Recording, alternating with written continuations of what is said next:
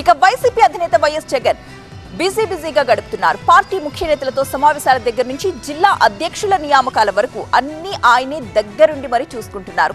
చంద్రబాబు 100 రోజుల పాలన వైఫల్యాలపై పెద్ద ఎత్తున గళమెత్తడానికి సన్నద్ధమవుతున్నారు జగన్. వైఎస్ఆర్ కాంగ్రెస్ పార్టీ పునర్నిర్మాణ కార్యక్రమాలను జగన్ స్పీడప్ చేశారు. ప్రతిరోజు పార్టీ ముఖ్య నేతలతో సమావేశమవుతున్నారు. తాజా రాజకీయ పరిణామాలపై చర్చిస్తున్నారు. జిల్లాల వారీగా అన్ని నియోజకవర్గాల నేతలతో భేటీ అవుతున్నారు. జిల్లా అధ్యక్షులుగా ఎవరిని నియమిస్తే బావుంటుందో వారితోనే చర్చించి నిర్ణయం తీసుకుంటున్నారు.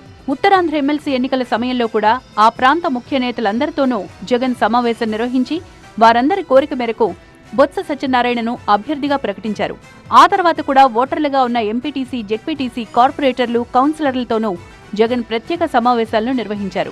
మరోవైపు పార్టీని పూర్తి స్థాయిలో ప్రక్షాళన చేసే పనిలో ఉన్నారు. కొత్తగా జిల్లా అధ్యక్షులను ప్రస్తుతం నియమిస్తున్నారు. కొద్ది రోజుల క్రితం గుంటూరు, కృష్ణా, ఎన్టీఆర్ జిల్లాలకు అధ్యక్షులను నియమించిన జగన్ తాజాగా మరో 3 జిల్లాలకు వైసీపీ అధ్యక్షులను నియమించారు.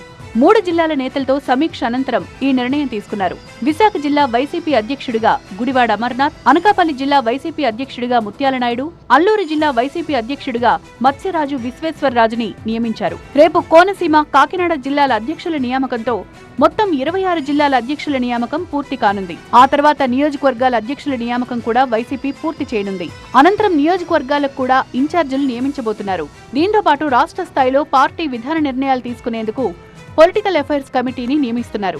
ప్రస్తుతం పీఎస్సీ మెంబర్లుగా సీనియర్ నేత పెద్దిరెడ్డి రామచంద్రారెడ్డితో పాటు మాజీ మంత్రి ఆదిమూలపు సురేష్, పాడేరు మాజీ ఎమ్మెల్యే కొట్టగుళ్లి భాగ్యలక్ష్మిని నియమించారు.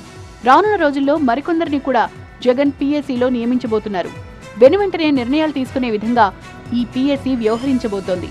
ఇక ఇప్పటికే రాష్ట్ర వ్యాప్తంగా వైసీపీ నేతలు, కార్యకర్తలపై దాడులు, హత్యలు జరుగుతోన్న నేపథ్యంలో బాధిత కుటుంబాల పరామర్శకు YSR Congress party route map సిద్ధం చేస్తోంది.